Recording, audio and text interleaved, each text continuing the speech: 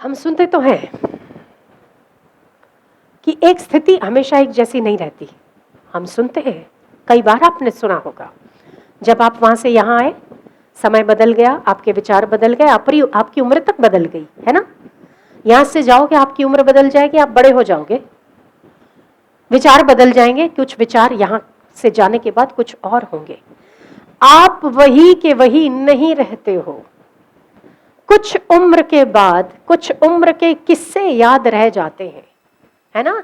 अभी आप बड़े हो गए तो जब भी आप अपने मित्रों से मिलते हो तो कहते हो, पता है मैं छोटा था ना, ऐसी मस्ती करता था, ऐसी मस्ती करता था, ऐसी मस्ती करता था, ऐसी मस्ती करता था, मेरी माँ खूब पिटाई लगा दी मुझे, खूब पिटाई खाई मैंने।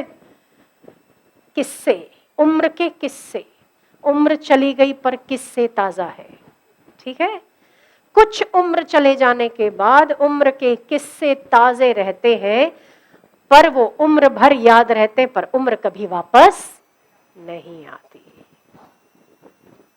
गई सो गई, वापस नहीं आनी। जिस समय को देकर आप इतना धन कमाते, इतनी प्रतिष्ठा कमाते, इतना सब कुछ करते हैं, पर उस प्रतिष्ठा को, उस धन को, उस मान को जाने में एक सेकंड भी नहीं लगती। केवल वो यादें ताजा रहती है, समय निकल जाता है। तो क्या करना चाहिए? करना ये चाहिए कि आप जो कुछ करते हो वो करते रहिए। कर्म को रोकने की आवश्यकता नहीं है, कर्म को करना ही चाहिए, पर कर्म करते करते सब में भगवत भाव रखकर अगर कर्म किया जाए तो कौन सा कर्म आपको बांधने वाला है। सारे कर्म आपको मुक्ति की ओर ले जाने वाले, क्योंकि आपका जन्म ही मुक्ति के लिए है, आपका उद्देश्य ही मुक्ति है। कुत्ते को समझ नहीं आएगी जो हम अभी बोल रहे हैं, गाय को भी समझ नहीं आएगी, 84 लाख योनियों में किसी को भी समझ नहीं आएगी जो अभी आपको समझ आ रही है ना। जो आप समझ रहे हो वो कोई दूसरा नहीं समझ सकता।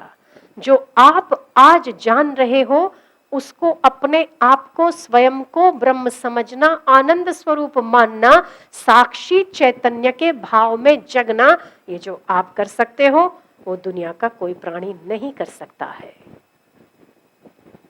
ठीक है। इसीलिए तृष्णा से वैराग्य हो, इंद्रियों का नियंत्रण हो, जहां मन चाहे वहां दौड़ने लग जाए। तो पशु भी तो वही करते हैं, आप भी वही करोगे, तो कोई बड़ी बात है ही नहीं।